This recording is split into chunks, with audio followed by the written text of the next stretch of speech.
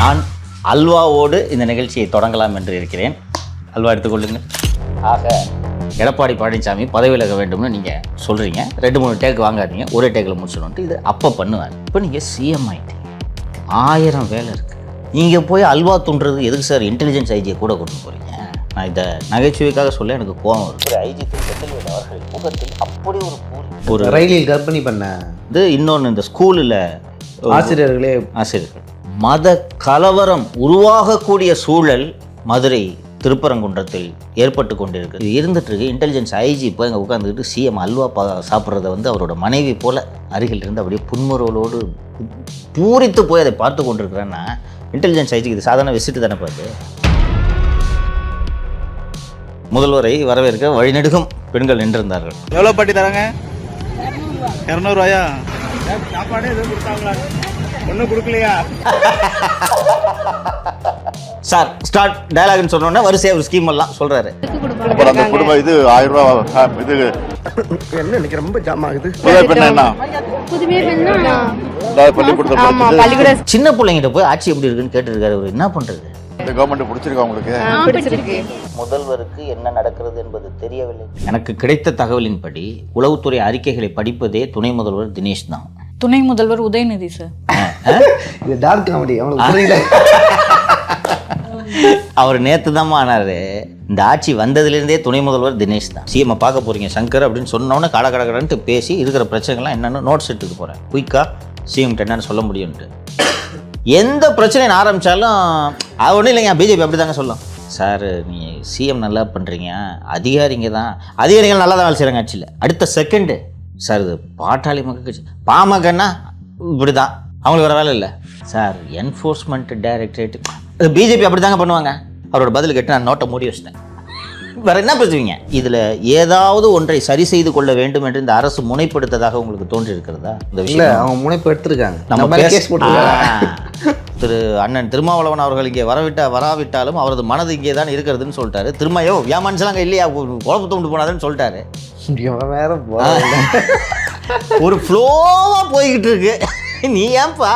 நெல்லை அல்வா உலக பிரசித்தம், அதை விட மத்திய அரசு மாநிலங்களுக்கு கிண்டி தரும் அல்வா பிரசித்தம்.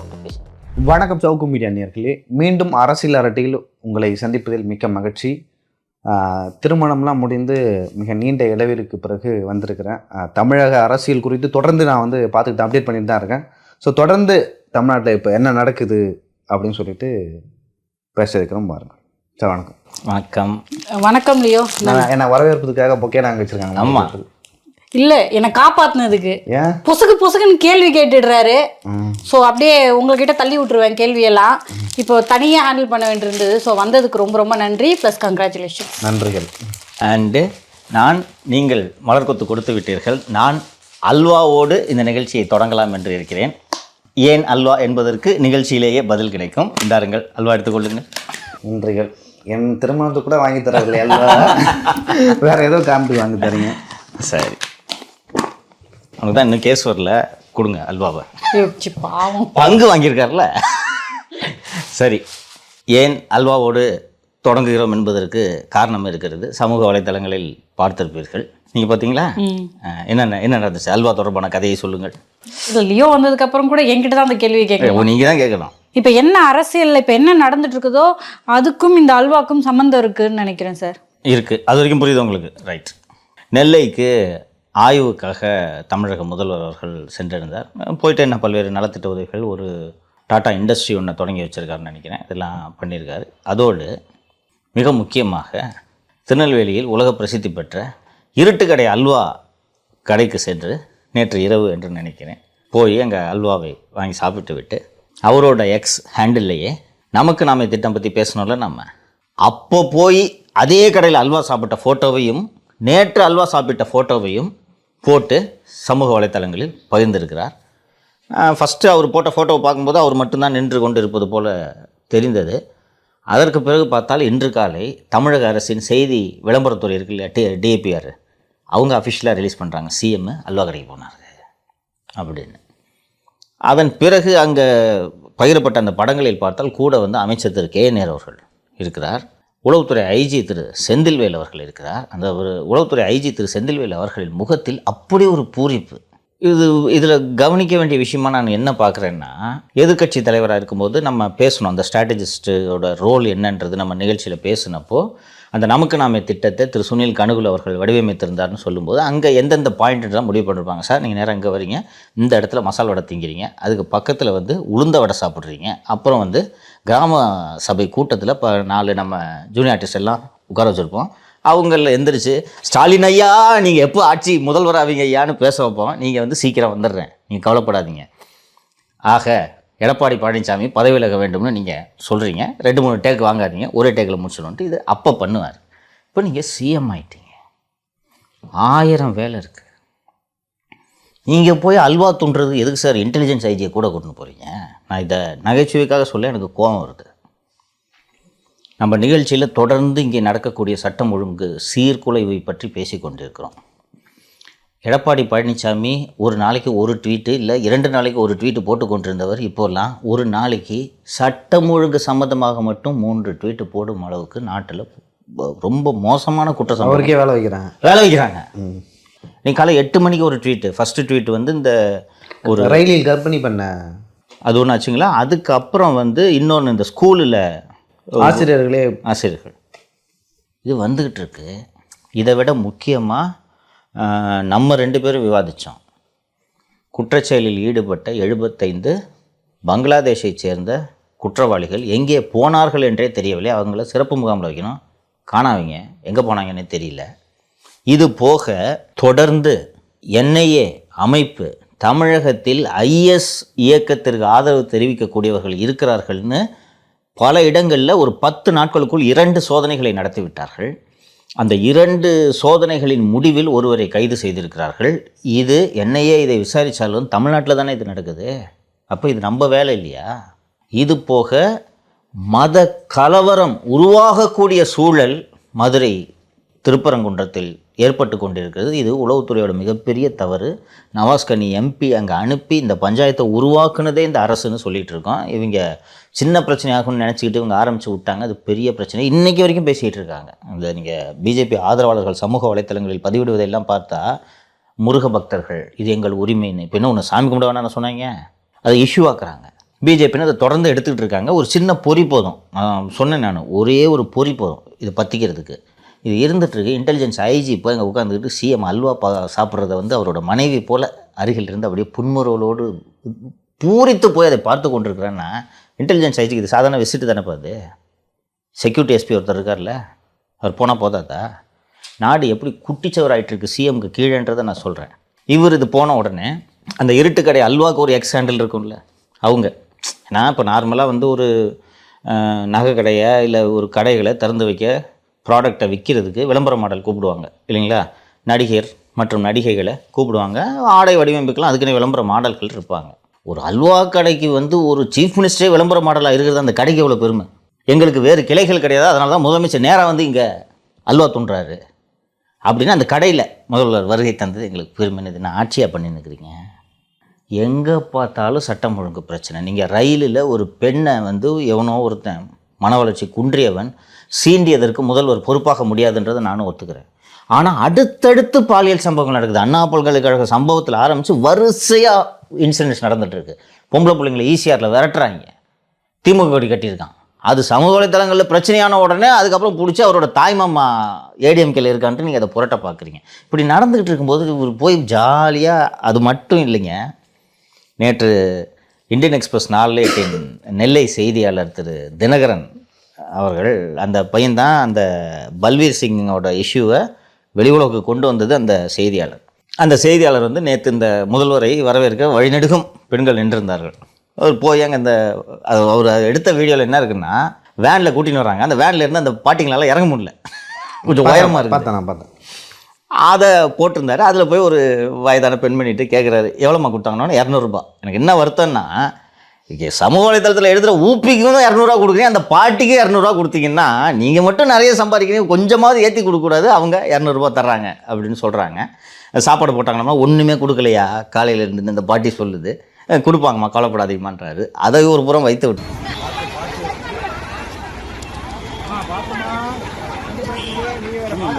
எவ்வளோ பாட்டி தராங்க? 200 ரூபாயா? சாப்பாடு எதுவும் கொடுத்தாங்களா? ஒன்றும் கொடுக்கலையா? சரி, சாப்பிட்டீங்களா? ஊர்ல சாப்பிட்டு வந்தீங்களோ? சரி,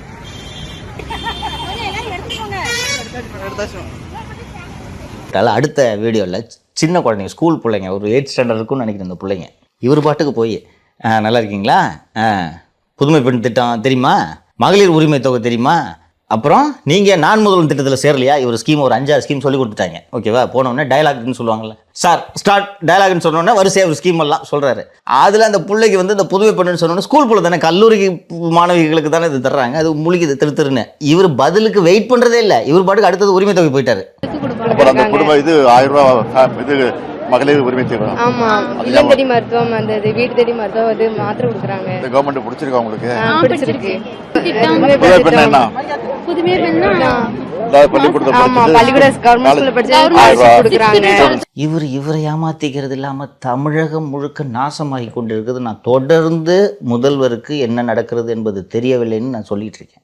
இதில் இந்த மாதிரி நடக்குதே, அதுவும் முக்கிய எதிர்க்கட்சி தினந்தோறும் காலையில் 2 மதியம் 2 மாலை 2ன்னு அறிக்கைகளை வெளியிட்டு நமது ஆட்சியின் சட்டம் ஒழுங்கை பற்றி இப்படி குறை சொல்லி கொண்டிருக்கிறார்களேன்னா கோபம் வரணுமா வேண்டாமா ஒரு முதல்வருக்கு? அவர் பொய்யா சொல்லல, இப்படி ஒரு லா அண்ட் ஆர்டர் சம்மந்தமாக இப்படி தொடர்ந்து சார்ஜ் வச்சுக்கிட்டு இருக்காங்க. அதுவும் குறிப்பாக பெண்களுக்கு எதிரான குற்றங்கள் இப்படி பரவுகிறதுன்னா அச்சம் ஏற்படும். புரியுதுங்களா? இன்றைக்கி பேச ஆரம்பிச்சிட்டாங்க, ஜெயலலிதா இருந்தால் இப்படி நடக்குமா, எடப்பாடி ஆட்சி எவ்வளவோ மேல் என்ற பேச்சு எழுந்து விட்டது. அப்படி இருக்கும்போது இப்படி தொடர்ந்து காவல்துறையின் நடத்தை காரணமாக நமது ஆட்சிக்கு இப்படி அவப்பெயர் நடந்து கொண்டு இருக்கிறதே, இது என்ன ஆச்சு, இதை சரி பண்ணணும் இல்லாமல் சின்ன பிள்ளைங்கிட்ட போய் ஆட்சி எப்படி இருக்குன்னு கேட்டுருக்காரு. அவர் என்ன பண்ணுறது? அங்கே போய் பேசுகிறாரு, நெல்லை அல்வா உலக பிரசித்தம், அதை விட மத்திய அரசு மாநிலங்களுக்கு கிண்டித்தரும் அல்வா பிரசித்தம்ன்ட்டு பேசினுக்கிறார். தொடர்ந்து சொல்லிட்டு இருக்கீங்களே ஒரு கனவுலகில் வாழ்ந்து கொண்டு இருக்கிறாருன்னு. உங்களுக்கு கோபம் அச்சம் வர வேணாமா? என்ன ஒரு லாண்ட் ஆர்டர் வந்து என்றைக்குமே போய் ஆட்சியை முட்டு சந்தில் நிறுத்தினோம். அதுவும் பெண்களுக்கு எதிரான குற்றங்கள் வரிசையாக வருது பாருங்கள். ஸோ இது பர்செப்ஷன் தான். ஸோ இந்த ஆட்சியில் போலீஸ் கண்ட்ரோல் இல்லை, போலீஸ் ஒழுங்காக வேலை செய்யலைன்ற எண்ணம் வந்துச்சுன்னா தூக்கி போட்டு போயிடுவாங்க இந்த ஆட்சியை.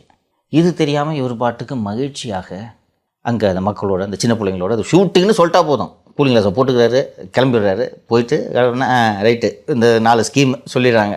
சொன்ன உடனே இப்படி பேசிகிட்டு இருக்காரு. உள்ளபடி எனக்கு வருத்தமாக இருந்துச்சு. ஒரு சிஎமோட வேலையாங்க அல்வா கடைக்கு போய் சாப்பிட்றது. சொல்லுங்கள் சார், இந்த கேள்வி என்னால் கேட்காம இருக்க முடியல. இப்போ கலைஞர் அவர்கள் இருக்கிறாரு, அங்கே போகிறாரு, அவருக்கு இது மாதிரி அல்வா சாப்பிட்ணுன்னு ஆசை வருது. அவங்க மனுஷர்கள் தானே, அவங்களுக்கும் பிரியமான உணவுகள் அப்படின்னு ஒன்று இருக்கும். ஸோ அவங்க எப்படி சார் இதை ஹேண்டில் பண்ணியிருப்பாங்க? அல்வா கடைக்காரனா வீட்டுக்கு வர வச்சப்பார். ஆமாம், சில ஜெயலலிதா அதை பண்ணுவாங்க. சில ஜெயலலிதா அவர்களுக்கு வந்து ஐஸ்கிரீம் ரொம்ப பிடிக்கும். அவங்களுக்கு என்ன தான் சுகர் இருந்தாலும் டேபிளில் போட்டு ஐஸ்கிரீம் சாப்பிடுவாங்க, நிறுத்த மாட்டாங்க, ஐஸ்கிரீம் சாப்பிடுவாங்க. அவங்க என்ன வேணுமோ வீட்டுக்கு ஆர்டர் பண்ணி சாப்பிடுவாங்க. அவர் கருணாநிதி அவர்களும் அப்படி தான். யாராச்சும் ஒரு முக்கியமான ஆட்கள் சந்திக்கணும் அப்படின்னா அதை வந்து செய்தியாக்கி நான் அவரை சந்தித்தேன், இருட்டுக்கடை அல்வா திருநெல்வேலியில் வந்து என்னை சந்தித்தார், அவர் கொடுத்த இனிப்பை நான் சுவைத்து மகிழ்ந்தேன் அப்படின்னு சொல்லிட்டு போடுவார். இங்கே ராஜாமா நாட்டுக்கு நீங்கள் முதலமைச்சர் விளம்பர மாடலா ஆய்வு நடத்த தானே போகிறீங்க? ஸோ இப்போ விளம்பர மாடலா அப்படின்னு கேட்கும்போது கலைஞர் அவர்கள் கூட போய் இந்த ஹேர் கட் பண்ணுற கடையில் அது ஞாபகம் இருக்கா உங்களுக்கு எப்படி தெரியும்? 96 நடந்தது அந்த சம்பவம் சொல்கிறேன். 96 கலைஞர் சிஎம் ஆயிட்டாரு, 96 தான் சிஎம் ஆயிட்டாரு. ஆன உடனே ஜெமினி பக்கத்தில் இப்போவும் அந்த கடை இருக்குது, ரமேஷ் சலூன்னு ஒரு கடை. அந்த கடையை போய் திறந்து வைக்கிறார் இவர் கலைஞர். ஜெயலலிதா இது ஏன் இதெல்லாம் செய்தி ஆகுதுன்னா, ஜெயலலிதா எதிர்க்கட்சி தலைவரில் பிடிச்சிக்கிட்டாங்க. நான் ஒரு முதல்வருக்கு வேலை சலூன் கடை திறந்து வைக்கிறதா அப்படின்னு. கலைஞர், ஆம் அதுதான் என் முதல் வேலை. சமூகத்திலே ஒடுக்கப்பட்ட சமூகத்திலே முடித்திருத்தும் சமூகத்தில் பிறந்த ஒருவர் ஒரு கடையை திறக்கிறார் என்றால் அதை திறந்து வைப்பதை விட முதல்வருக்கு வேறு என்ன வேலை இருக்க முடியும்? இது நல்லா இருக்கு. ஆனால் ஜெயலலிதா அதை பாயிண்ட் அவுட் பண்ணுறாங்க பாருங்க, உன் வேலையை அது. அதுக்கப்புறம் எங்கேயும் போல கலைஞரை நிறுத்திட்டார். 96 இது அவர் கலைஞர் ஸ்டேட்மெண்ட்டு. எனக்கு இப்போ சின்ன வயசில் இதை கேட்கும்போது இதாக இருந்துச்சு, அந்த அம்மா அப்படி ஒன்று சொல்லி அப்படியே திருப்புறாரு போகிறேன் இதை, அப்படியே எனக்கு சந்தோஷமாக இருந்துச்சு. நீங்கள் சொல்கிறேன் என்ன போய் அல்வா திங்கிறது தான் உங்களுக்கு வேலையா?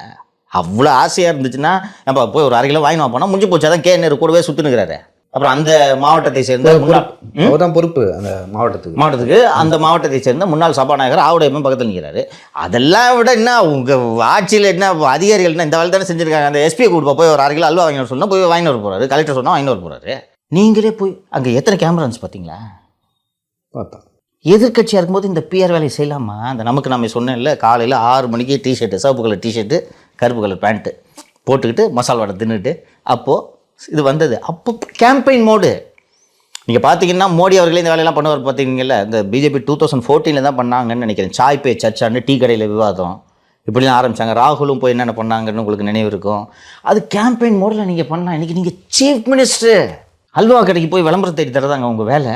என்னங்க முதல்வர் கோவம் வர வேணாமா? இவ்வளோ கெட்ட பேர் ஒரு வாரத்துக்கு ஒரு வாட்டி ட்வீட்டு போடுற எடப்பாடி ஒரு நாளைக்கு இத்தனை குறை சொல்லி ட்வீட்டு போட்டுட்டு இருக்காரு. என்னையா பண்ணிட்டுருங்க? எனக்கு இப்படி கெட்ட பேர் ஏற்படுத்துறீங்களே.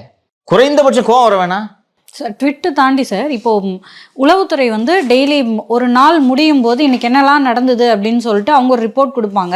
ஸோ முதலமைச்சராக இருக்கிறவங்க ஒவ்வொருத்தரும் வந்து அன்றைக்கி நைட் பார்ப்பாங்க. ஸோ நைட் பார்த்தா சம்டைம்ஸ் அது பெரிய சிக்கலை தரலாம் தூங்கும்போது அப்படின்றதுனால, இல்லாட்டி அடுத்த நாள் காலையில் எழுந்து அந்த ரிப்போர்ட்டை பார்ப்பாங்க. ஸோ அதை தொடர்ந்து தான் அவங்களுடைய அதை வந்து எப்படி ஹேண்டில் பண்ணுறதுன்ற விஷயங்கள்லாம் இருக்கும் அப்படின்னு சொல்கிறாங்க.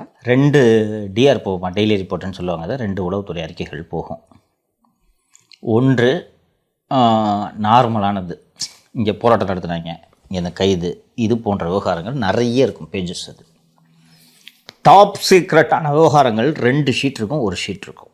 அது ப்ரௌன் கலரோ ஏதோ ஒரு க்ரீன் கலரோ ஏதோ ஒரு கவரில் போடுவாங்க. இதை சீஃப் மினிஸ்டர் தான் பார்க்கணும். ஓகேங்களா? இந்த அல்வா கடை வியாபாரி திரு செந்தில்வேலன் அவர்கள் மற்றும் நான் இந்த 6 பேர் கொண்ட குழு தான் இந்த அரசை கட்டுப்படுத்துதுன்னு அவங்ககிட்ட சொல்லியிருந்தேன். நான் ஏற்கனவே நம்ம பேசும்போது சொல்லியிருந்தேன், நேற்றோ முந்தா நாளோ நீங்கள் கேட்டீங்க, எடப்பாடி பழனிசாமி விடுற அறிக்கைக்கு மட்டும் ஏன் டிஎம்கே ரியாக்ட் பண்ணுது அப்படின்ட்டு. அதை மட்டும்தான் சிஎம் கிட்ட சொல்கிறாங்க. அது 2 கோணத்தில் நான் ஏற்கனவே சொன்னேன். ஒன்று ஸ்ட்ராட்டஜி, ஏடிஎம்கே தவிர நாங்கள் யாரும் பெரிய கட்சியாக மதிக்கிறது இல்லைன்றது ஒரு ஸ்ட்ராட்டஜி. இன்னொன்று, இவர்கள் ரொம்ப வேலிடான பாயிண்ட்டை மற்ற கட்சியினர் வைத்தாலும் அதை முதல்வரின் கவனத்திற்கு கொண்டு செல்வதில்லை. எனக்கு கிடைத்த தகவலின்படி உளவுத்துறை அறிக்கைகளை படிப்பதே துணை முதல்வர் தினேஷ் தான். துணை முதல்வர் உதயநிதி சார். தினேஷ் தான் ஏங்க தினேஷ் உதயநிதி நேற்று துணை முதல்வர். டார்க் இது டார்க் காமெடி அவங்களுக்கு புரியல. அவர் நேற்று தான் ஆனார். இந்த ஆட்சி வந்ததுலேருந்தே துணை முதல்வர் தினேஷ் தான். துணை முதல்வர் ஆயிட்டாரு உதயநிதி அவர்கள். ஸோ அவர் தானே படிக்கணும். இப்போ வந்து நம்மளுடைய முதல்வர் அவர்களுக்கு இன்சார்ஜ் வயசாயிடுச்சு, மற்ற அமைச்சர்கள் கொடுக்க மாட்டாங்க. அதுக்கு ஸ்பெசிஃபிக்காக நீங்கள் ஆர்டர் போட்டு இப்போ ஸ்டாலின் அவரோட மகன் ஸ்டாலின் சொன்னால் கொடுக்க மாட்டாங்களா? உதயநிதி கொடுப்பாங்க, பட் ஸ்பெசிஃபிக்காக ப்ரோட்டோகால் இருக்குது. தினேஷ்க்கு ஏன் ஆக்சஸ் இருக்குன்னா, தினேஷ் தான் முதல்வரோட designated deputy secretary to the chief மினிஸ்டர்னு அவருக்கு அஃபிஷியலாக போஸ்ட் இருக்குது. அது நியமன பதவி, அரசு பதவியில் இருக்கார் அவர். அரசு நியமன பதவி. அவர் அரசு அதிகாரி. இன்னைக்கு 5 வருஷம் கழிச்சு சொத்து குவிப்பு வழக்க போடலாம். என்னால் லஞ்ச ஒழிப்பு சட்டத்தின் கீழ் வந்துடுவார் அவர்.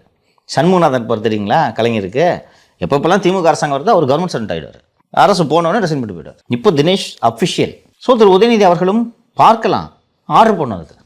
தினேஷ் இந்த துணை முதல்வர் நீங்கள் ஏன் வந்து இவரை துணை முதல்வர்னு சொல்லாமல் அவரை சொல்கிறேன்னா, துணை முதல்வர் முதல்வருக்கு துணையாக இருக்க வேண்டும். டெய்லி சாயங்காலம் எழுந்து என்ன நடக்குது என்று பார்ப்பவர் துணையாக இருக்க முடியாது. முதல்வருடனே எப்போதும் இருப்பவர் தானே துணை முதல்வர். அப்போ தினேஷ் தானே. வந்த தகவல் என்னென்னா, முக்கியமான விஷயங்களை அந்த டாப் சீக்ரெட் கவர்னு சொன்னேன்ல, அதில் ஃபஸ்ட்டு இவங்க இன்க்ளூட் பண்ணுறதில்ல. நாளைக்கு ஏன் இந்த விஷயத்தை வந்து நீங்கள் உளவுத்துறை அறிக்கையில் ரிப்போர்ட்டாக போடலைன்னு கேட்கக்கூடாதுல்ல. அதுக்காக இந்த நிறைய விஷயங்களை ஒரு 10 பக்கம் இருக்கக்கூடிய ஒரு கவர் போகும்னு சொன்னால் அதில் சேர்த்துறது. கேட்டால் தான் இதில் சேர்த்துருக்கோமேன்ட். ஆனால் இந்த டாப் சீக்ரெட் கவரில் இருக்க வேண்டிய விஷயங்களை இவர்கள் அதில் சேர்ப்பதே இல்லை. முதல்வரின் காதுகளுக்கு என்ன செல்ல வேண்டும் என்பதை இவர்கள் தீர்மானிக்கிறார்கள். ஸோ சிக்கலாகக்கூடிய சம்பவங்கள் எதுவும் நீங்கள் இந்த கவர்மெண்ட்டை ஆரம்பத்துலேருந்து கவனிச்சுட்டு வந்தீங்கன்னா, ஒரு விஷயம் ஊதி பெருசாகிற வரைக்கும் நடவடிக்கை இருக்காது. கவனிச்சிருக்கீங்களா? அது வந்து சோஷியல் மீடியாவில் வைரல் ஆகணும். அதுக்கப்புறமா வந்து இந்த திமுக கொடி போட்டிருக்கிறது என்ன லைசன்ஸா அப்படின்னு எதிர்க்கட்சி தலைவர் கேள்வி கேட்கணும். அப்போதான் நடவடிக்கைன்றது நடக்குது. நீங்கள் கவனிச்சிருக்கீங்களா? ஆனால் கவர்மெண்ட் இப்படி செயல்படக்கூடாது. அந்த உளவுத்துறைக்கு அந்த தகவல் வந்த உடனே சிஎம் நாலேஜ் கொண்டு போய் டக்குன்னு இன்ஸ்ட்ரக்ஷன் வரணும். கள்ளச்சாராயத்தில் ஒருத்தன் அங்கே சாவுறான், சிஎம் நாலேஜுக்கு கொண்டு போய் தான் சிஎம் வந்து டக்குன்னு என்ன ஆகுதுன்னு எஸ்பி சஸ்பெண்ட் பண்ணு, கலெக்டர் சஸ்பெண்ட் பண்ணுன்னு சொல்லியிருப்பாங்க. இவங்க முதல்வர் நாலேஜுக்கு அதை கொண்டு போகாமல் அது கள்ளச்சாராய சாவே அல்ல அப்படின்னு கலெக்டரை விட்டு பேட்டி கொடுக்க வச்சு, அதுக்கப்புறம் தான் அந்த சாவுக்கு போகிறது அதே சாராயத்தை வாங்கி குடிச்சிட்டு 66 பேர் சாவுறான். லியோ சொன்ன அப்படின்னு நினைக்கிறேன். நீங்கள் தான் சொன்னீங்க இந்த காலையிலையோ மாலையிலையோ அந்த அறிக்கையை பார்ப்பாங்கன்னு. 24 மணி நேரத்தில் எப்போ வேணாலும் முதல்வரை எழுப்பலாம். அவர் தான் இந்த மாநிலத்தில் நடப்பவை அத்தனைக்கும் பொறுப்பு. விடியற் காத்தால 2 மணிக்கு ஒரு எமர்ஜென்சி ஒரு இடத்துல வெள்ளம் ஏற்பட்டுச்சுன்னா, காலையில் எந்திரிக்கிட்டுப்பா, சிஎம்லாம் வெயிட் பண்ணிருக்கூடாது, எழுப்பணும். 24 ஹவர்ஸ் கண்ட்ரோல் ரூமு வீட்டில் இருக்கும், சிஎம் வீட்டில் இருக்கும். சிஎம் எங்கே அஃபிஷியல் இருக்கோ இருக்கும். செக்ரட்டரியேட்டில் பப்ளிகேசி டிபார்ட்மெண்ட்டில் ரவுண்டிக்கலாக கண்ட்ரோலில் ஒரு செக்ஷன் ஆஃபீஸர் டியூட்டியில் இருப்பார். இன்னொன்று போலீஸ் கண்ட்ரோல் ரூம் இரவு முழுக்க தானே இயங்குது, உளவுத்துறை இரவு முழுக்க தானே இயங்கும், எப்போ வேணாலும் எழுப்பணும். ஒரு கவலையே படுவதில்லை, இவங்க தான் சொல்கிறதே இல்லையே. அப்போ போய் அந்த சின்ன குழந்தைகிட்ட, பள்ளி குழந்தைகளிடம் சென்று, பள்ளி மாணவர்களிடம், சிறுமிகளிடம் சென்று இந்த ஆட்சி திரும்ப வரணுமா, ஐயா உங்கள் ஆட்சி தான் திரும்பி வரணும்னு அவங்க சொன்னோடனே இதை உள்ளபடியே நம்புகிறார் அவர். நாட்டில் என்ன நடக்குதுன்னு தெரிஞ்சால் தானே. நான் பல முறை சொல்லியிருக்கேன், இவர் யூடியூப் பார்க்க மாட்டார், நம்ம சேனல் பார்த்தாலே போதும். நம்ம சேனலையும் தினமலரையும் ரெகுலராக பார்த்தாங்கன்னா நாட்டில் என்ன நடக்குதுன்னு சிஎம்க்கு தெரிஞ்சிடும். முரசொலியை கூட பார்க்குறது இல்லைங்க இவர். உங்களுக்கு செய்தித்தாளை பார்க்குறதில்ல, தொலைக்காட்சி செய்திகளை பார்க்கணும், இவருக்கு பிடிச்ச சன் நியூஸை பார்ப்பார். ஓகே, நாட்டில் இன்றைக்கி பெரியார் தான் பிரச்சனைன்ட்டு, வேறு எந்த பிரச்சனையும் இல்லைன்ட்டு நினச்சிப்பார். சரி, மற்ற சேனல்ஸ் எதையாவது பார்த்தா கூட இவ்வளோ அருமையாக ஆட்சி பண்ணிட்டு இருக்க மாதிரி தான் நினைப்பார். எப்படி நியூஸ் அவர் காதுக்கு போகும் சொல்லுங்கள். நீங்கள் உளவுத்துறை அறிக்கையே ஒரு நல்ல, நீங்கள் சொன்னது நல்லது, அதான் அவர் பார்க்குறதே இல்லையே, தினேஷில் பார்த்துட்டு அனுப்புகிறாரு. அப்போ எப்படி தெரியும் அவருக்கு செய்தி சொல்லுங்கள்? யார் அவருக்கு போய் சொல்லுவா? ஏதாவது ஒரு சேனல் சொல்லுங்கள், யார் சொல்ல முடியும்? அவங்க குடும்பத்தை சொல்ல முடியுமா? நீ சொல்லுப்பா, எப்படி அவருக்கு எப்படி நியூஸ் அவருக்கு கன்சியூம் ஆகும்? ஒரு தப்பு நடந்துகிட்டு இருக்குது இன்றைக்கி, பப்ளிக் பர்செப்ஷன் நீங்கள் பார்த்தீங்கன்னா ஒரு மாதிரி இந்த ஆட்சியில் சட்டம் ஒழுங்கு மோசமாக இருக்குன்ற ஒரு எண்ணம் வரும் இல்லையா? அப்படி நடந்துகிட்டு இருக்குது. இது யாராவது ஒருத்தர் எடுத்து சொல்லணும் அவருக்கு, சார் சரியில்லை, ரொம்ப கெட்ட பேர் ஆகிட்டு இருக்கு, யாராவது ஒருத்தர் சொல்லணும். இல்லை சார், நான் கொஞ்ச நாளுக்கு முன்னாடி ஜூனியர் இருக்கிறாங்களே ஒரு ஆர்டிக்கல் பார்த்தேன். திமுகவில் வந்து பொதுக்குழு கூட்டமாக ஏதோ செயற்குழு கூட்டமாக ஏதோ நடந்தது. அப்போ அவங்க கட்சிக்காரங்க வந்து கட்சியில் இருக்கிற பிரச்சனைகளை சொல்கிறாங்க. சொல்லும்போது நீ என்ன பண்ணுறேன்னு எனக்கு தெரியாதா, அந்த மாதிரி வந்து கடுகடுத்த முகஞ்சோட ஆக்சுவலாக பாசிட்டிவான விஷயங்களை மட்டும்தான் ஏற்றுக்கிட்டார் அவர். நெகட்டிவாக எதை ஏற்றுக்க மாட்டார். அப்படி இருக்கும்பொழுது கட்சியில் நடக்கிற விஷயத்தையும் அவரோட நெகட்டிவ் விஷயத்தையும் ஹேண்டில் பண்ண முடியல. இப்போ சொசைட்டியில் இருக்கிற விஷயத்தை எப்படி அவரோட ஹேண்டில் பண்ண? அவர் ஆட்சியில் எனக்கு நேரடியாக இந்த அனுபவம் இருக்குல்ல. நான் ஒரு அருள்மொழி கூட கொடுத்த நேர்காணலில் சொல்லியிருந்தேன், சிஎம்ஐ நான் பார்த்த அனுபவங்களை சொல்லியிருந்தேன். நான் சிஎம்ஐ பார்க்க போகிறீங்க சங்கர் அப்படின்னு சொன்னோன்னே கடகடன்ட்டு பேசி இருக்கிற பிரச்சனைகள்லாம் என்னென்னு நோட்ஸ் எடுத்துகிட்டு போகிறேன், குயிக்காக சிஎம்கிட்ட என்னென்னு சொல்ல முடியும்ன்ட்டு. எந்த பிரச்சனையை ஆரம்பித்தாலும் அது ஒன்றும் இல்லைங்க, பிஜேபி அப்படி தாங்க சொல்லும். சார் நீங்கள் சிஎம் நல்லா பண்ணுறீங்க, அதிகாரிகள் நல்லா தான் வேலை செய்கிறாங்க ஆட்சியில். அடுத்த செகண்டு சார் இது பாட்டாளி மக்கள் கட்சி, பாமகன்னா இப்படி தான், அவங்களுக்கு வேறு வேலை இல்லை சார். என்ஃபோர்ஸ்மெண்ட் டைரக்டரேட், பிஜேபி அப்படி தாங்க பண்ணுவாங்க. முடிஞ்சு நான் கேட்டது இன்னும் ஒரு சில விஷயங்கள் பேசுகிறேன். இது மாதிரி ஒரு 5 விஷயம் பேசின உடனே அவரோட பதில் கேட்டு நான் நோட்டை மூடி வச்சிட்டேன். வேறு என்ன பேசுவீங்க? இல்லை, அவர்கிட்ட யாராச்சும் வந்து சிஎம்ஆர் இருக்கீங்க, ஏதோ நெகட்டிவாக உள்ள கொண்டு போவாங்க, பாசிட்டிவாக இருக்குன்னு சொல்லியிருப்பாங்க. என்கிட்ட அப்படி சொல்லி அனுப்பல, ஏன்னா நான் ரகசியமாக சந்தித்தேன். சிஎம் கிட்ட யாராவது சொல்லியிருப்பாங்க அப்படி, அதனால தான் வந்து ஒரு பாசிட்டிவான விஷயங்களை மட்டும் கேட்குறாரோ அப்படின்னு தோணுது. அதெல்லாம் ஒன்றும் இல்லைப்பா, அவர் ஆரம்பத்துலேருந்து இப்படி தான்ப்பா. ஸோ இப்படி இருக்கும்போது அப்புறம் இதை சொல்கிறேன், சார் தம்பிக்கு இன்னும் கொஞ்சம் அதிகாரம் கொடுங்கன்ட்டு உதவி பக்கத்தில் இருந்தார். தம்பிக்கு இன்னும் கொஞ்சம் அதிகாரம் கொடுங்க சார்னு சொன்னேன். அவருக்கு தான் நான் சிறப்பு திட்டமே கொடுத்துருக்கேனே, அதுக்கு மட்டும் பொறுமையாக கேட்குறாரு. அதை அப்போது நான் தெரிஞ்சுக்கிட்டேன், இவர் குடும்பத் தலைவர், இவர் அரசியல் தலைவராக ஒரு நாள் ஆக முடியாதுன்ட்டு. இது இப்போது நீங்கள் சொல்கிறது ரைட்டு, நெகட்டிவிட்டி சொல்லாதீங்கன்ட்டு யாரோ சொல்லியிருக்காங்கன்ட்டு. ஆர்கே நகர் இடைத்தேர்தல் நான் சில டிடிவி ஜெயிச்சார்ல, அந்த இடைத்தேர்தலில் 3வது இடம் போச்சு திமுக, கரெக்டுங்களா? அப்போது ஃபீட்பேக் வருது இவருக்கு, சரிங்களா? யாருமே ஒவ்வொரு முன்னாள் அமைச்சரும் போய் ஒரு நாள் பிரச்சாரம் பண்ணோம் ஆர்கே நகரில். இவங்களுக்கு தெரியும் இது என்ன பெரிய இந்த இடைத்தேர்தல்னு சொல்லிட்டு அங்கே வரக்கூடிய அமைச்சர்கள், இப்போ ஒரு எம்ஆர்கே பன்னீர்செல்வத்துக்கு ஒரு நாள் அன்றைக்கி டியூட்டின்னு வச்சுங்களேன், அவர் ஒரு 11 மணிக்கு வருவார். வந்துட்டு முரசொலி ஃபோட்டோகிராஃபர் எங்கப்பா அப்படின்னு கேட்பார். அண்ணா இதாக இருக்கேன் என்னன்னா முரசொலி ஃபோட்டோகிராஃபருக்கு காசை கொடுத்துட்டு போயிடுவார். அவ்வளோதான், ஒரு 1/2 மணி நேரம் நின்று போயிடுவார். முரசொலியில் ஃபோட்டோ வந்துச்சுன்னா இவர் எம்ஆர்கே பன்னீர்செல்வம் இன்று ஆர்கே நகரில் பிரச்சாரம் செய்தார்ன்ட்டு. போயிட்டு வர்றவங்க கிட்டலாம் ஒருத்தட்டே கேட்குறாரு, அருகே இருந்த ஒருவர் சொன்னது. அப்போ தான் துரைமுருகன் இதை சொன்னது. அண்ணா என்னண்ணே ஆர்கே நகர் எப்படி தம்பி போனேன், தூங்கும்போது கூட விரலை நீட்டிக்கிட்டே தூங்குறான் தம்பி, எப்போ தேர்தல் வரும் தளபதிக்கு ஓட்டு போடணும்னு சொன்னோன்னா சந்தோஷமாக சிரிக்கிறார். அடுத்து செல்வ கணபதி நின்றுருக்கார். அவர்கிட்ட என்னண்ணே அப்படி என்னங்க அப்படின்னு சொல்லிட்டு கேட்டோன்னே அவர், அண்ணே 100% ஆர்கே நகரில் நம்ம ஜெயிக்கிறோம், இதை மட்டும்தான் சொன்னாங்க அவர்கிட்ட. சொன்ன உடனே அதுக்கப்புறம் ரிசல்ட் வரும்போது தான் தெரிஞ்சுக்கிறார். உண்மைகளை கேட்க அவர் எதிர்க்கட்சி தலைவராக இருக்கும்போது விரும்பினதில்லை. ஜெயிச்சிருவாங்கன்ற மட்டும்தான். அப்போ ஆட்சியில் மட்டும் தப்பு நடக்குதுன்றது எப்படி கேட்பார்?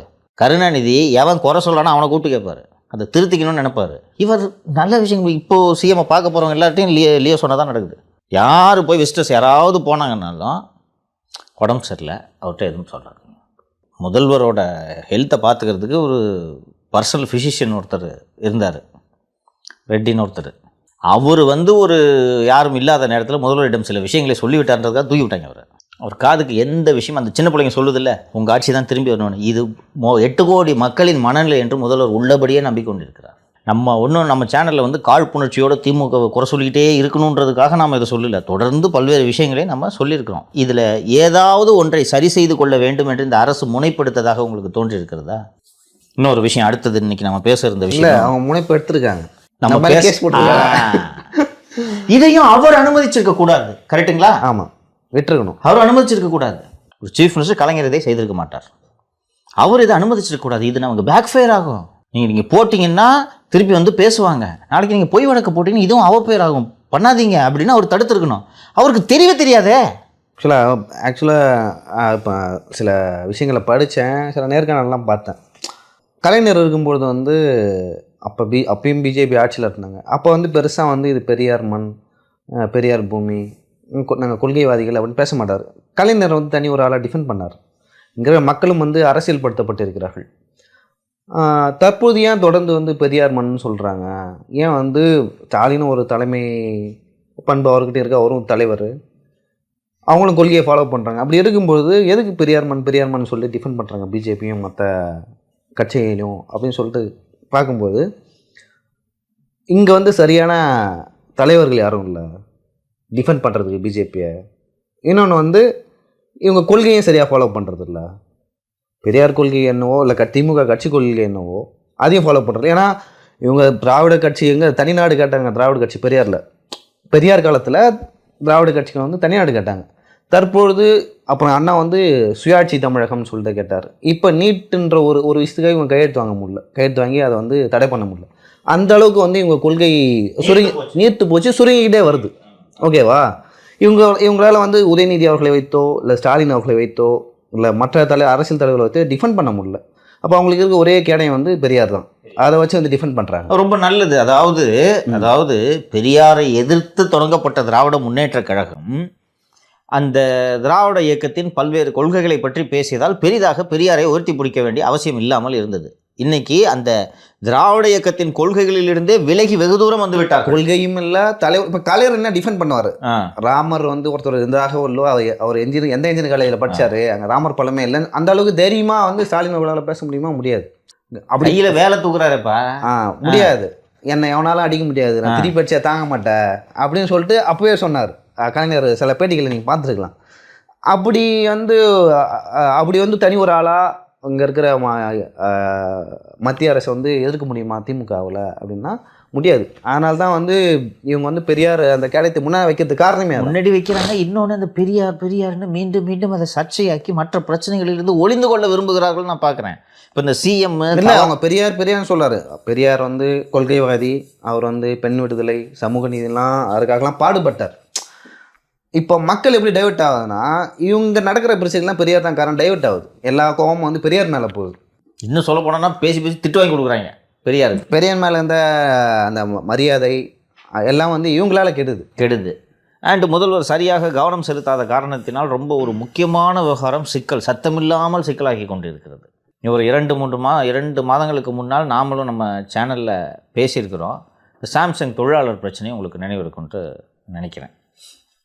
இந்த சாம்சங் தொழிலாளிகள் வந்து இந்த அடிப்படை வசதிகள், கழிவறை உள்ளிட்ட அடிப்படை வசதிகள் குறித்து பல்வேறு கோரிக்கைகள்லாம் வைத்த பிறகு இறுதியாக அவர்களுக்கு நிலுவையில் இருந்த அந்த கோரிக்கை என்பது சாம்சங் சங்கத்துக்கான அங்கீகாரம், சாம்சங் தொழிலாளிகள் சங்கத்துக்கான அங்கீகாரம்.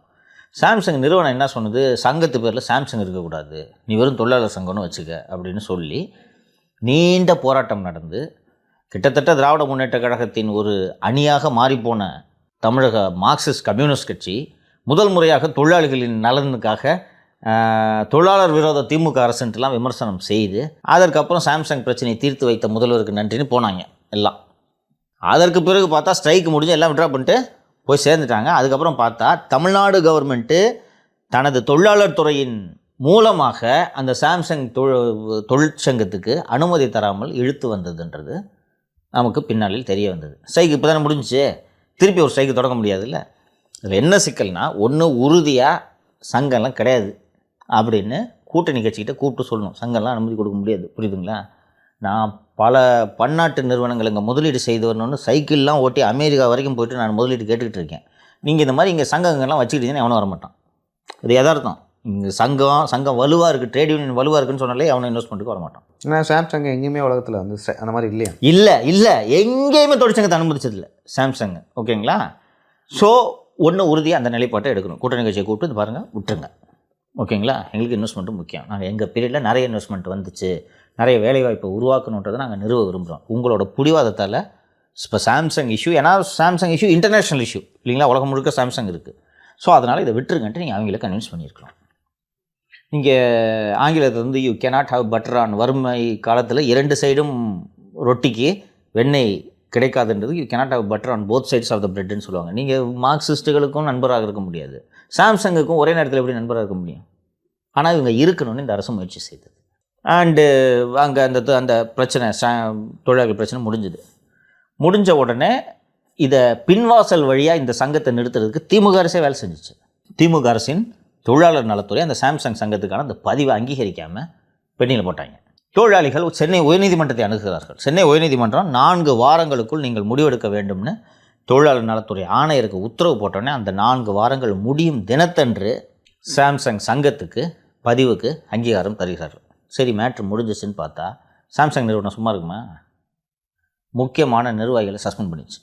லியோ 4 நாளாக ஸ்ட்ரைக் நடந்துட்டுருக்கு. இன்னும் பெரிய அளவில் ஊடக கவனம் பெறல. போன வாட்டி கிடைச்ச மாதிரி கவரேஜ் வரல. 4 நாளாக ஸ்ட்ரைக் நடக்குது.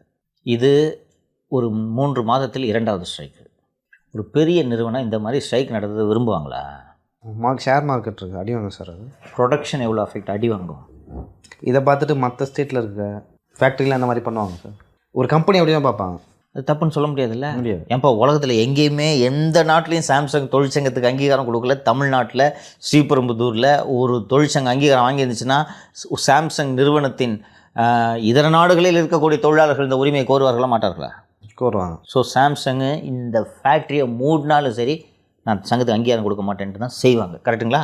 அது ஒரு தீவிர வலசாரி நாடு சாம்சங். கொரியா, தென்கொரியா.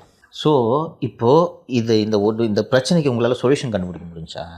இது வெறும் சாம்சங் இஷ்யூவை பார்க்கக்கூடாது. இது ஒரு தமிழ்நாட்டோட இன்வெஸ்ட்மெண்ட் சார்ந்த விஷயம். 2க்கும் நடுவில் நீங்கள் ஒரு பேலன்ஸை எடுக்கணும். அதான் இன்வெஸ்ட்மெண்ட்டு இதுதான் முக்கியம் அப்படின்னு நீங்கள் சொன்னீங்கன்னா கூப்பிட்டு சிபிஎம் கிட்ட முடியாது. அதிகபட்சம் என்ன, கூட்டணி விட்டு வெளில போகிறேன்னு போ, 6 சீட்டு மிச்சம் அப்படின்ட்டு ஒரு முடிவு எடுக்கணும். அப்படி இல்லைன்னா சாம்சங்கிட்ட கூப்பிட்டு இங்கே ஃபேக்ட்ரி நடத்தணும்னா சங்கம் வைக்க உரிமை உண்டு. அது முடிஞ்ச பிறகு இப்போ ஃபேக்ட்ரியில் கூப்பிட்டு நான் 4 பேரை சஸ்பெண்ட் பண்ணியிருக்காங்கன்னா தொழிலாளர் நலத்துறை தலையிட்டு கூப்பிட்டுங்க பார். இப்போ தான் பஞ்சாயத்து முடிஞ்சிச்சு. திருப்பி அவங்கள நீங்கள் நோண்டி விட்டீங்கன்னா இப்போ ஸ்ட்ரைக்கில் உட்காந்துட்டாங்க. பிரச்சனை பண்ணாதீங்க. ஸ்ட்ரைக்கு முன்னாடியே நீங்கள் முடிக்கணும் அரசு இல்லையா? போய் திருநெல்வேலி அல்லா தின்னு இருக்கிறீங்க. லாண்ட் ஆர்டர்லாம் விட சிக்கலான விஷயம். ஒரு லியோ சொன்ன மாதிரி யார் இன்வெஸ்ட் பண்ண வருவா புதுசாக? ஸோ ஏற்கனவே பேசணும் கூட, டாவோஸில் எந்த ஒரு இன்வெஸ்ட்மெண்ட்டும் வரல அப்படின்னு. ஸோ இன்வெஸ்ட்மெண்ட்லாம் வரணுன்னா இந்த மாதிரி இங்கே இருக்க ஃபேக்ட்ரிகளுக்கெல்லாம் எந்த சிக்கலும் வரக்கூடாதுமா. இது செய்தியாகக்கூடாதுமா. 2 பேலன்ஸ் பண்ணுமா. உலகத்தில் எந்த நாட்டிலும் சாம்சங் தொழிற்சாலையில் தொழிற்சங்கம் இல்லை. தமிழ்நாட்டில் மட்டும் வச்சோன்னா நாளைக்கு எல்லா நாடுகளில் வரும் இந்த சிக்கல். அவன் விடுவான், அவன் பன்னாட்டு நிறுவனம். சாம்சங் இது ஒரு ஃபேக்ட்ரி பூட்டிட்டு போகிறதுனால அவனுக்கு ஒன்றும் பெரிய நஷ்டம்லாம் ஆகிடாது. ஆனால் ப்ரெஸ்டீஜாக பார்ப்பாங்க. அதை எங்கேயுமே இல்லை, இங்கே மட்டும் என்ன நம்மளை சங்கம் வைக்க இது பண்ணுறாங்க. ஃபோர்டு மூடிட்டு போயிட்டாங்க ஏற்கனவே, நினைவு இருக்கா? காலியாக கிடக்குது அந்த இடம். அடுத்து இவங்களும் மூடுனாங்கன்னா இது ஒரு ஒரு தமிழ்நாடு இன்வெஸ்ட்மெண்ட் ஃப்ரெண்ட்லி ஸ்டேட் இல்லைன்ற நிலைமை உருவாகுமா? இன்று கேரளாவில் முதலீட்டாளர் மாநாடு நடக்கிறது. கம்யூனிஸ்ட் அரசு தானே, முதலீடு இல்லைன்னா நீங்கள் எப்படி மாநிலத்தை நடத்துவீங்க? அது எவ்வளோ முரண் தெரியுங்களா? ஒரு கம்யூனிஸ்ட் அரசு முதலீட்டாளர்கள் மாநாட்டை நடத்துறதே எவ்வளோ பெரிய முரண். இன்னைக்கு பேப்பர்ல எல்லாம் ஆட் வந்துருக்கு. பார்த்தேன். அப்போ இன்றைக்கி ஒரு கம்யூனிஸ்ட் அரசு, மார்க்சியம் பேசக்கூடிய, தொழிலாளர் உரிமை பேசக்கூடிய ஒரு கட்சி நடத்தக்கூடிய ஒரு அரசு நீங்கள் தனியார் முதலாளிகளை முதலீடு செய்யுங்கள் என்று வரவேற்கிறது என்றால் உலகம் என்று அப்படி மாறிவிட்டது. தாராளமய பொருளாதாரத்தில் நீங்கள் மாறிவிட்டது. அப்போது நீங்கள் இதில் ஒரு நிலைப்பாடு எடுக்கணும். இப்போ ஒரு 2 இன்வெஸ்டர்ஸ் வராங்கயா, ஒரு பெரிய இன்வெஸ்டர்ஸ், ஒரு 1000 கோடிக்கு முதலீட்டோட கேரளாவுக்கு ஒரு நிறுவனம் வருது. கம்யூனிஸ்ட் சங்கத்தை நீங்கள் அடக்கி வைக்கணும், அங்கே எங்களுக்கு பிரச்சனை கொடுக்கக்கூடாதுன்னு சொன்னால் பினராயி விஜயன் என்ன சொல்லுவார்? தொழிலாளர் உரிமை தான் முக்கியம், நீ துட்டு தேவையில்லைன்னு சொல்லுவார? சொல்ல மாட்டார். அப்புறம் இது எவ்வளோ முக்கியமான விஷயம். டிஆர்பி ராஜா மாதிரி போன்ற நபர்கள்கிட்ட நீங்கள் இதை கொடுத்து நீ இதை ஹேண்டில் பண்ணுன்னா இப்படி தான் முடியும். இந்த பிரச்சனையை அந்த தொழிலாளிகள் போராடி கொண்டிருந்த போது சாம்சங்லேருந்து 4 ஜூனியர் ஆர்டிஸ்ட்டை விட்டு வீடியோ எடுத்து விட்டாங்க. ஐடிவிங் சார் வாங்காமல் இருக்கா? அது உங்களுக்கு பிரச்சனைக்கு சொல்யூஷன். அது அது இன்னும் கோவப்படுத்துச்சு போராட்ட தொழிலாளர்கள். நாங்கள் இங்கே ராத்திரி பகலாக உட்காந்து போராட்டம் பண்ணிருக்கோம், 2 ஜூனியர் ஆர்டிஸ்ட்டுக்கு யூனிஃபார்ம் போட்டு விட்டு நீ நாங்கள் சாம்சங் நல்ல நிறுவனம் பண்ணிட்டு இருக்கோம், இன்னும் கடுப்பானாங்க. ஸோ அரசு ஊழியர்களுக்கு இப்போ ஒரு ஓய்வூதியம் கொடுத்துட்டு இருக்காங்க. பட் அவங்க ஓல்டு பென்ஷன் ஸ்கீம் வேணும் அப்படின்னு கேட்டுட்டு இருக்காங்க. இதுக்கு நடுவில் வந்து இந்த ஓல்டு பென்ஷன் ஸ்கீம், இப்போ அவங்க கொடுத்துட்டு இருக்க pension scheme, national pension scheme, இந்த 3த்தையுமே வந்து 6000க்கு ஒரு குழு போட்டிருக்கோம் அப்படின்னு சொல்லிட்டு தமிழ்நாடு அரசு சொன்னாங்க. கக்கன்தீப் சிங் பேடி அவர்கள் தலைமையிலான குழு, கரெக்ட், 3 பேர் அவங்க கொடுத்துருக்காங்க. அரசு ஊழியர்கள் வந்து இந்த குழுவை வந்து நிராகரிச்சிருக்காங்க. அவங்க என்ன சொல்கிறாங்கன்னா, இது வந்து எப்படி இவங்க பென்ஷன் கொடுக்க போகிறது இல்லை, ஸோ அதுக்காக இதை போஸ்ட்பான் பண்ணுறதுக்காகவே போட்டிருக்க ஒரு குழு 9 மாதம்னு சொல்லியிருக்காங்க. அதுக்கப்புறம் கோட் ஆஃப் கான்டாக்ட் எலெக்ஷனில் வந்துடும், அதெல்லாம் சேர்ந்து இவங்க கொடுக்கக்கூடாதுன்னு முடிவு பண்ணிட்டாங்க. ஸோ ஏற்கனவே அவங்க சொன்னதை திரும்பவும் ரெட்ரேட் பண்ணியிருக்காங்க. அதாவது உங்களை எதிர்க்கட்சி தலைவராக நாங்கள் அமர வைக்கிறோம் அப்படின்னு. நேற்று நான் சொன்னேன், கவர்மெண்ட் சொல்லிட்டு ஏமாற்ற முடியாது, கண்டுபிடிச்சிடுவாங்க. நேற்று நம்ம நிகழ்ச்சியில் சொன்னாங்க, புரிஞ்சு போச்சா? அவங்க வந்து வேங்கை வயல் மக்கள் நினச்சிட்டாங்க கவர்மெண்ட். இல்லைப்பா, என்னப்பா அவ்வளோ ஏன் பச்சைவைங்கப்பா, இவங்க தான்ப்பா அரசு இயந்திரத்தை நடத்துறது. நீ அவங்களுக்கே கமிட்டி போட்டு ஒரு அல்வாவை கிண்டி அவங்களுக்கு உங்கள் அரசு ஊழியர்களுக்கு நீங்கள் கொடுத்தீங்கன்னா எப்படிப்பா அவங்க ஏற்றுப்பாங்க? அந்த குழுவுக்கு எதிர்ப்பு தெரிவித்து கருப்பு பேஜ் அணியிறதுன்றது ஒரு அனௌன்ஸ்மெண்ட் தனியாக வருது. முதல்வர் கொடுத்த வாக்குறுதிகளை நிறைவேற்றாமல் ஏமாற்று முதல்வராக இருப்பதனால் அவருக்கு எதிர்க்கட்சி தலைவர் பதவியை பரிசாக அளிக்கப் போகிறோன்னு திருப்பியும் ஒரு அறிக்கை விட்டுருக்காங்க. நீங்கள் அவங்க வந்து இவ்வளோ தெளிவாக சொல்கிறாங்களே, கமிட்டி இப்போ ஃபார்ம் பண்ணி 9 மாதத்தில் அறிக்கை கொடுக்கணும்னா நார்மலாக எல்லா கமிட்டியும் 2 மாதம் 3 மாதம் எக்ஸ்டென்ஷன் எல்லா கமிட்டியும் கேட்கும்.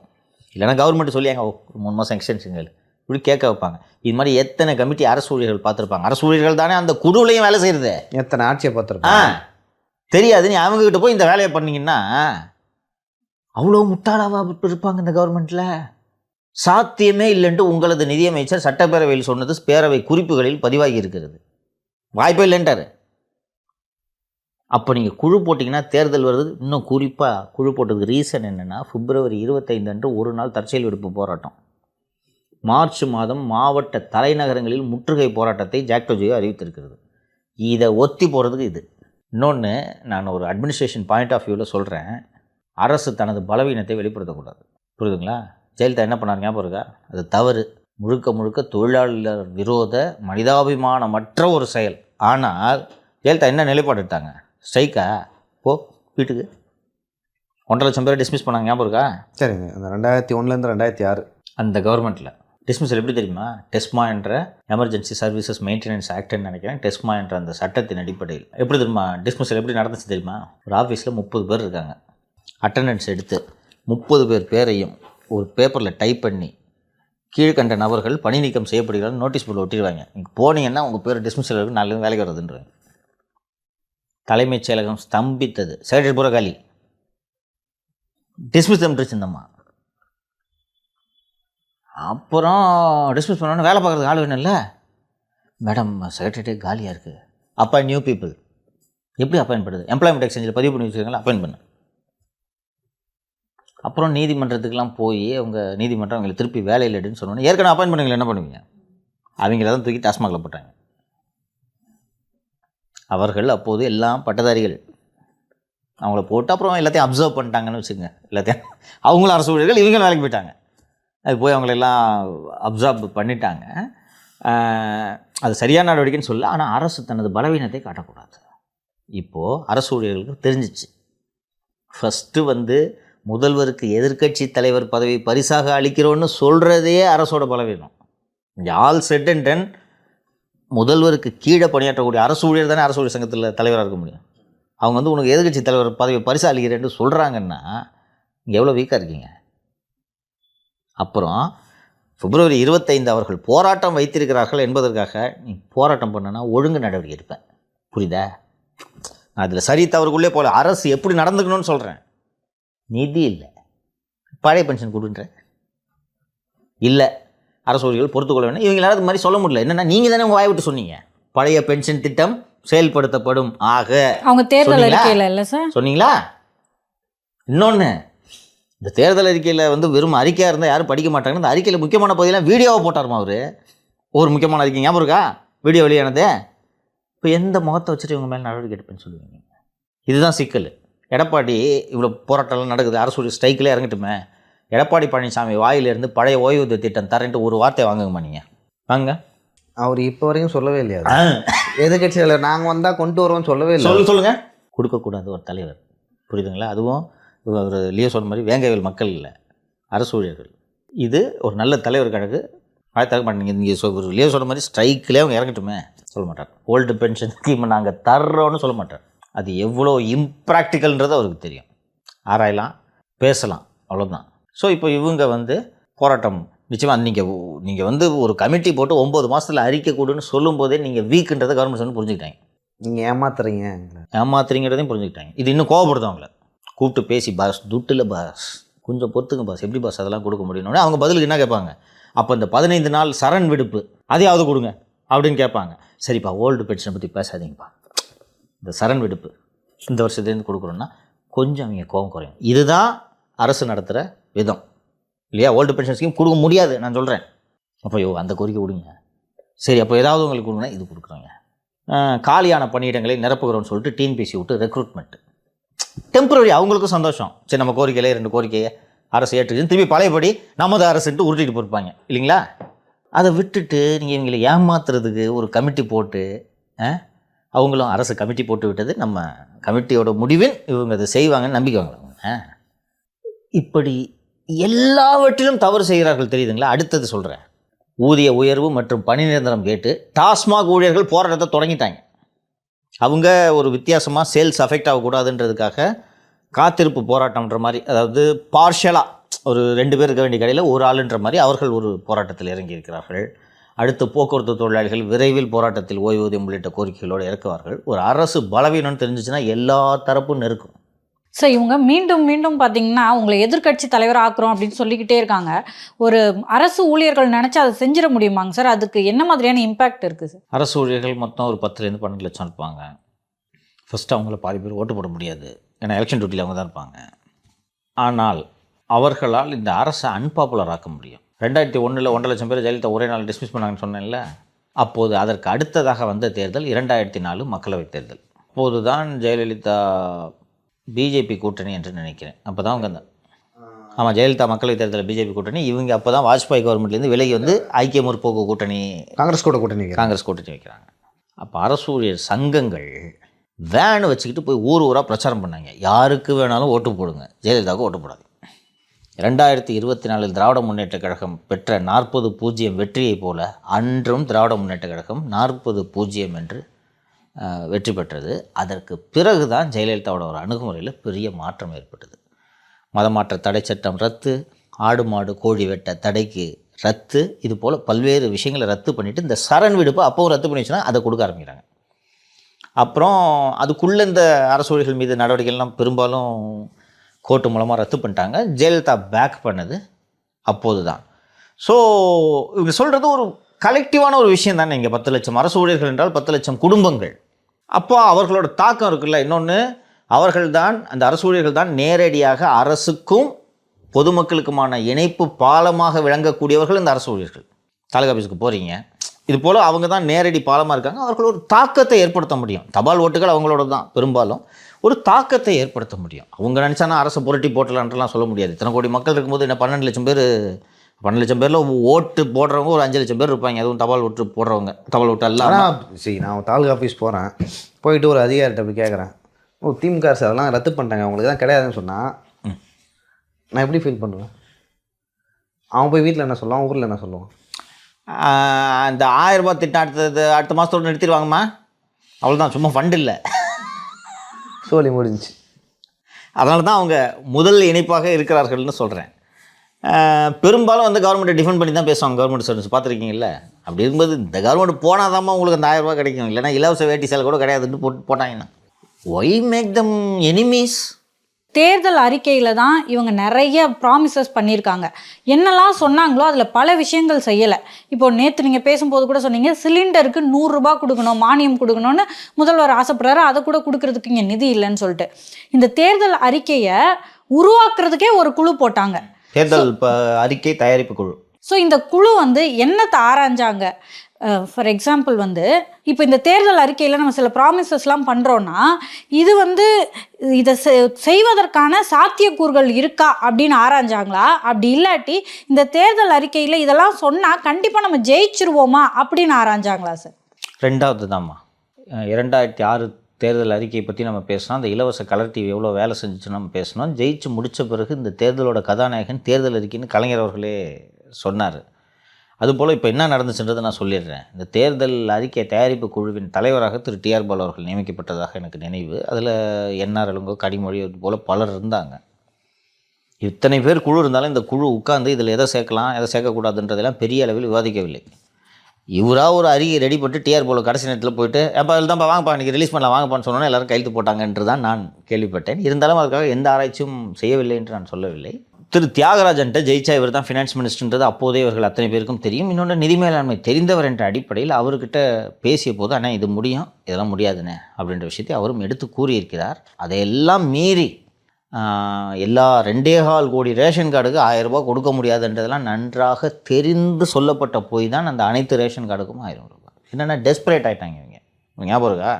2016 எப்படியும் ஜெயிச்சிரும்னு நினச்சிக்கிட்டு இருந்தாங்க. அடுத்த 5 வருஷமும் போன உடனே இவங்க ஐயோ எப்படியாவது பதவி கொடுக்கணும், 10 வருஷமாக கையில் காசில் அரிக்குது, எப்படியாவது ஆட்சிக்கு வரணும்னு என்ன பொய்யை வேண்டுமானாலும் சொல்லலாம் என்ற அளவுக்கு அவர் வந்து விட்டார். அதனால தான் 2016 2021 வரைக்கும் நடந்த எல்லா போராட்டங்களுக்கும் ஸ்டாலின் போயிடுவார், கூப்பிடாமே போயிடுவார்.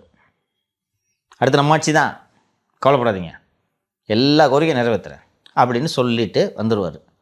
இவர் இந்த மாதிரி போய் கலந்து கொண்ட போராட்டங்களில் விடுக்கப்படக்கூடிய கோரிக்கையில் பூரா சேர்த்துட்டாங்க. இதில் இருக்கிறதுலே எனக்கு என்னால் நம்பவே முடியாதது இந்த old pension scheme. That is huge. எந்த கவர்மெண்ட்டும் இதை செய்து சாத்தியம் இல்லை. 2003 எத்தனை வருஷம் ஆச்சு? 20 வருஷமாக இம்ப்ளிமெண்டேஷனில் இருக்கக்கூடிய ஒரு ஸ்கீமை நீங்கள் புரட்டி கிளாக்கை ரிவர்ட் பண்ணுறீங்களா? நீங்கள் எப்படி அறிக்கையில் சேர்க்குறீங்க? இதுதான் இவர் ஒரு சிஎம்மை பற்றி நான் சொல்லிட்டு இருக்கிறேன்ல. சும்மா பார்த்துட்டு இதை பார்த்தோன்னே யோ எப்படியா கொடுக்க முடியும்? கர்நாடக எந்த கேட்டுவார் யோ என்னையா அது? எல்லாருக்குமே தெரியும் அரசு ஊழியர்களின் ஊதியத்துக்காக மட்டும் அரசு தனது வருவாயில் பெரும்பகுதி செலவழிக்கிறதுன்றது எல்லாருக்கும் தெரியும். தேவேகவுடா அவர்கள் பிரதமராக இருந்தபோது அந்த அரசில் கம்யூனிஸ்டுகள் பங்கெடுத்தார்கள். இந்திய கம்யூனிஸ்ட் கட்சியின் தேசிய செயலாளராக இருந்த காலஞ்சென்ற திரு இந்திரஜித் குப்தா அவர்கள் உள்துறை அமைச்சராக அந்த அரசில் இருந்தார். சிதம்பரம் அப்போது நிதியமைச்சர் என்று நினைவு. இடதுசாரிகள் பங்கெடுத்த ஒரு அரசு என்பதால் மத்திய அரசு ஊழியர்களின் ஊதியத்தை நிர்ணயம் செய்யும் போது வாரி வழங்கினார்கள். மத்திய அரசு ஊழியர்களுக்கு நிகராகத்தானே பெரும்பாலான மாநிலங்கள் அதை ஃபாலோ பண்ணுது. அப்போ ஏறினது நீங்கள் ஒன்றும் இனிமேலாம் ரிவைஸ்லாம் பண்ணவே முடியாது. பெரும்பகுதியை செலவழிக்கிறார்கள் என்பது உண்மை. ஸோ நீங்கள் பார்த்தீங்கன்னா இந்த அரசு ஊழியர்கள் காலி பணியிடங்களை நிரப்புகன்னு சொல்லிட்டு இருக்காங்கல்ல. இது என்கிட்ட ஒரு மூத்த நிதித்துறையில் பணியாற்றிய ஒரு மூத்த அதிகாரி சொன்னது. எப்போதுமே கவர்மெண்ட்டு 60 to 70% ஸ்ட்ரென்த்தில் தான் வேலை செய்யும், 30% வேக்கண்ட்டாக தான் இருக்கும். எங்கேயுமே வேக்கன்சி இல்லாமல் 100% வேக்கன்சி நீங்கள் ஃபில்அப் பண்ணிங்கன்னா சம்பளமே கொடுக்க முடியாது. 30% சேர்த்து அவங்களுக்கு போகுது. 30% காலியாக வச்சுருப்பாங்க. இப்போ ஒரு கவர்மெண்ட் ஆஃபீஸ் இருக்குது, ஒரு 2 சீட்டு வேக்கண்ட்டாக இருந்தால் மூடிடுவாங்களா ஆஃபீஸை? வேலை நடந்துட்டு தானே இருக்கும்.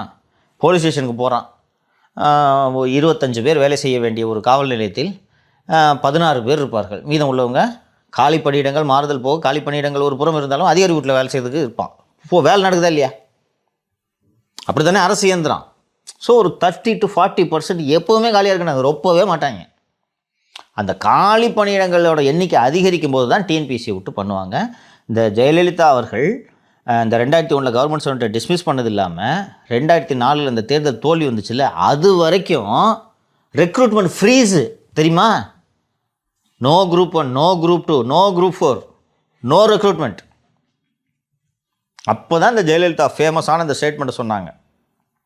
வரும் வருவாயில் 90% அரசு ஊழியர்களுக்கு சம்பளமாக அளிக்கிறேன். கொடுத்து கட்டுப்படி ஆகல. இது எங்கே சொன்னாங்க தெரியுமா?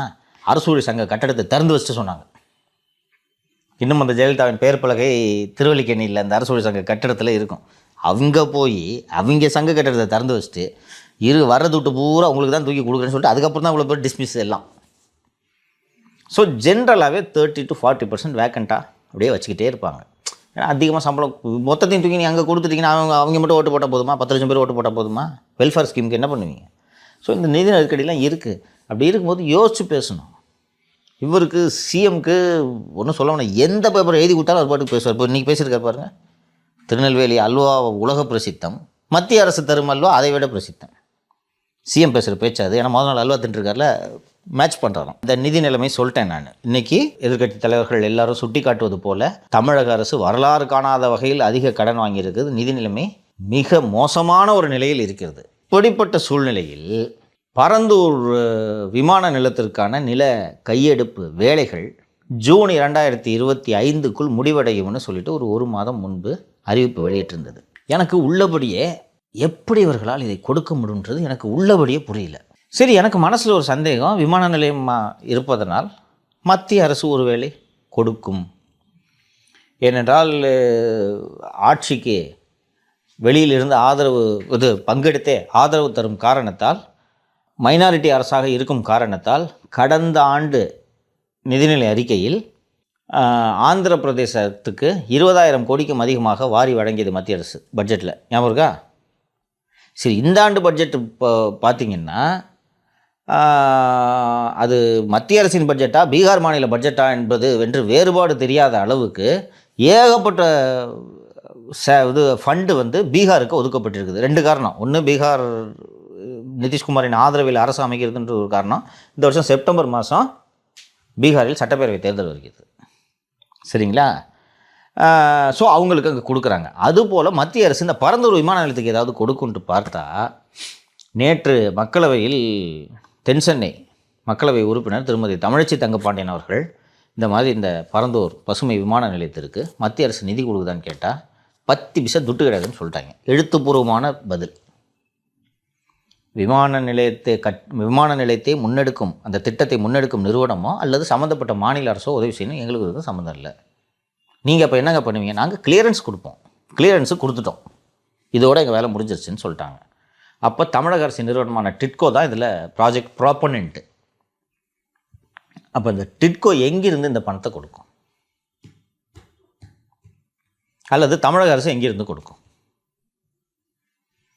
ஸோ இவர்களால் நில கையெடுப்பு பணிகளை இவர்கள் ஆட்சி முடியும் முன்பாக தொடங்க கூட முடியாது. முடிக்கிறத விடுங்க, தொடங்க கூட முடியாது. எதுக்கு இப்படி கத்தின்னு இருக்காங்கன்னு எனக்கு தெரியல. விமான நிலையம் அவசியம் எது கத்திட்டு இருக்காங்க? இன்னும் கெட்ட பேர் தான் இல்லையா? உங்களால் இதை எடுத்து கம்ப்ளீட் பண்ண முடியாது. நம்பினாங்களாங்க சார் மத்திய அரசு காசு கொடுப்பாங்கன்னு? இருக்கும், இல்லைன்னா ஏன் இவ்வளோ வேகமாக பண்ணுறாங்க? இன்றைக்கி கூட நேற்று பேப்பரில் கூட நோட்டிஃபிகேஷன் வந்துருந்துச்சுமா பரந்தூருக்கு இந்த நிலமெடுப்பு சம்மந்தமாக. எப்படி இதை பண்ணி முடிக்க போகிறாங்கன்றதே தெரியல. இவங்க ஆட்சிக்குள்ளே நிச்சயமாக 15% ஒர்க்கு கூட முடியாது சொல்லிட்டேன் நான். நிலத்தை எடுக்கும் போதே 5 மடங்கு காசு தருவோம்னு சொல்லியிருக்காங்க. 3.5 5 மடங்கு தருவான்றாங்க. 3 கொடுக்கவே காசு இல்லைன்றேன். நீங்கள் பொதுவாக சொல்லுவீங்க விஜய் திமுகவை எங்கெல்லாம் வலிக்குதோ அங்கே அடிக்கிறாரு அப்படின்னு சொல்லுவீங்க. இப்போ புதுசாக ஒரு அறிக்கை வந்திருக்கு. இதோட முக்கியத்துவம் என்னன்னு எனக்கு தெரியல. பொதுவாக பிஎம்கே சாதிவாரி கணக்கெடுப்பு எடுக்கணும் அப்படின்னு சொல்லிக்கிட்டே இருப்பாங்க. இப்போ இதே கோரிக்கையை விஜய் அவர்களும் வச்சுருக்காரு. இல்லை, அந்த கோரிக்கை தமிழ்நாட்டில் எல்லாமே சொல்லுவாங்க, திமுகவும் சொல்லுவாங்க, ஆனால் அவங்க தான் எடுக்கணும். இப்போ விஜயும் சொல்லியிருக்காரு. அதில் விடுதலை சிறுத்தைகள் தலைவர் திருமாவளவன் சொல்லியிருக்காரு, பாட்டாளி மக்கள் கட்சி அன்புமணி ராமதாஸ் அவர்கள் சொல்லியிருக்காரு. ஆனால் தமிழக அரசு பீகாரில் எடுத்த மாதிரி இங்கேயும் எடுத்துருக்கலாம், ஏன் எடுக்கல தமிழக அரசு? ஆனால் இவங்க நான் மத்திய அரசை கையை கட்டுறாங்க. இந்த மாதிரி மத்திய அரசு இந்த மாதிரி எடுக்கணும் அப்படின்னு சொல்லிட்டு ஸ்டாலின் அவர்கள் கடிதம் எழுதினார் மத்திய அரசுக்கு. ஆனால் இங்கே இருக்கிற அரசியல் தலைவர்கள் என்ன சொன்னாங்கன்னா, பீகார் மாநில அரசு உச்சநீதிமன்றத்தில் வழக்கு போட்டு அனுமதி வாங்கி அங்கே எடுத்தாங்க, நீங்கள் ஏன் எடுக்க மாட்டீங்க அப்படின்னு ஒரு கேள்வி எழுப்பினாங்க. அதே கேள்வி விஜய் அவர்களும் எழுப்பியிருக்காரு.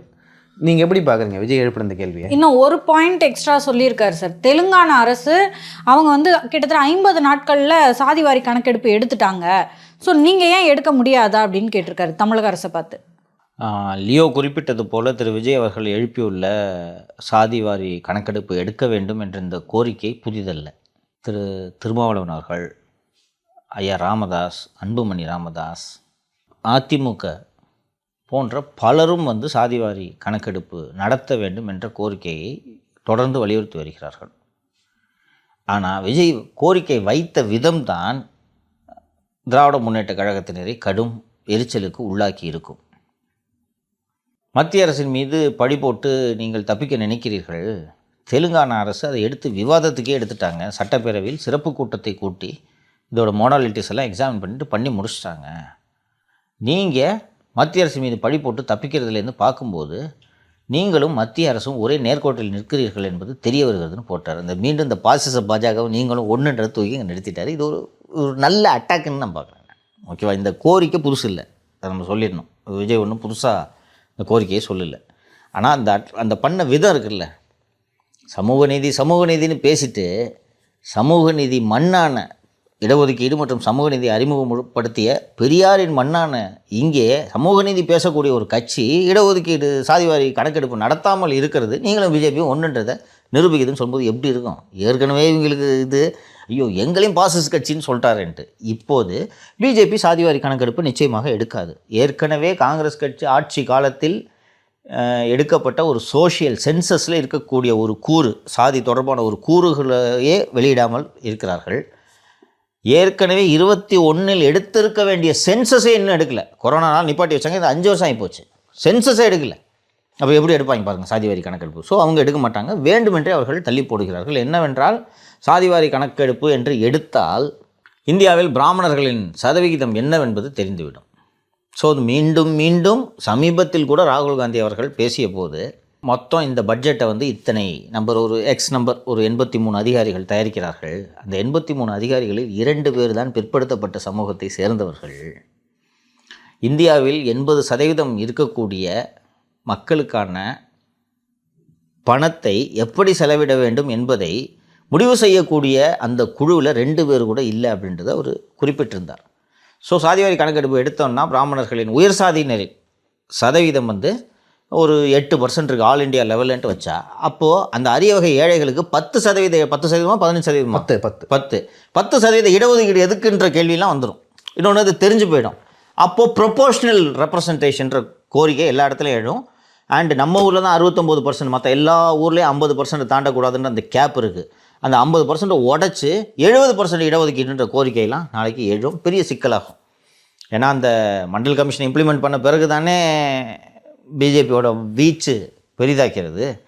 ஸோ அதனால் அவங்க எடுக்க மாட்டாங்க. இப்போ அவங்களுக்கு உங்களுக்கும் வித்தியாசம் இல்லை. நீங்கள் தான் சமூக நீதி பெரியார் பேசினுக்கிறீங்க, எடுக்க வேண்டியது தானே. மத்திய அரசுன்னு சொல்லிங்க, தெலுங்கானாவில் பண்ணல, உங்களுக்கு எங்கேயா அப்படின்ற ஒரு கேள்வி எடுக்க இது வலிக்கும். இது புதிய கோரிக்கை இல்லைன்னாலும் இவர்களை பிஜேபியோடு இணைத்து விஜய் செய்திருக்கக்கூடிய இந்த விமர்சனம் என்பது இதுக்கு இவங்க என்ன பதில் சொல்ல முடியும்? காங்கிரஸ் ஆளும் கட்சியாக இருக்கிற மாநிலங்கள்லாம் எடுக்கிறோம் அப்படின்னு சொல்லிட்டு சொல்லியிருக்காங்க. தெலுங்கானா எடுத்தும் போயிட்டாங்க, நீங்கள் ஏன் எடுக்கலை அப்படின்ற கேள்வி எடுத்திருக்காரு. அண்டு இதான் வலிக்கிற மாதிரி அவங்களுக்கு கேட்டிருக்காரு. தொடர்ந்து நம்ம பார்த்துட்டு வரோம், திமுக அரசு கிட்ட வந்து பயங்கரமான ஒரு நிதி நெருக்கடியில் இருக்காங்க அப்படின்னு சொல்லிட்டு அது ஒரு காரணமாக இருக்குமாங்க சார்? அதுவும் ஒரு காரணமாக இருக்கும். இன்னொன்று, இதை நடத்த வேண்டும் என்ற எண்ணமே இவர்களுக்கு இல்லை என்று தோன்றுகிறது. குறிப்பாக தமிழகத்தை பொறுத்தவரை இடஒதுக்கீடு சமூக நீதி என்றெல்லாம் பேசி கொண்டிருந்தாலும் 2 திராவிட கட்சிகளிலுமே உரிய அளவு தலித்துகளுக்கான பிரதிநிதித்துவம் கொடுக்கப்படவில்லை. நீங்கள் என்ன சொல்கிறீங்க? அதாவது ஏடிஎம்கேல கூட உங்களுக்கு செல்வி ஜெயலலிதா இருக்கும்போது தனபால் அவர்கள் வந்து சபாகனா இருந்தார். ஓகேவா? ஏன்னா அவர் வேண்டும்னே கொண்டு வரைக்கப்பட்டார். அங்கே வந்து ஓரளவு மரியாதையாகவும் அது முடியும். ஆனால் திமுகவில் வந்து வெளிப்படையாகவே முடியாது அப்படின்னு சொல்லுவாங்க. இப்போ நீங்கள் எடுத்தீங்கன்னா, இப்போ ஏற்கனவே நமக்கு 18% ஷெட்யூல் இருக்குது, பட்டியல் இனத்தவருக்கு 18%, பழங்குடியினருக்கு 1%, 19%ன்னு அவங்களுக்கு இங்கே கொடுத்துருக்குறோம். இப்போ நீங்கள் சாதிவாரி கணக்கெடுப்பு எடுக்கிறீங்க, அவங்க 18% வந்துடுதுன்னு வச்சுக்குவோம். 18% கட்சியில் எங்க இந்த கோரிக்கை எழுமா எழாதா?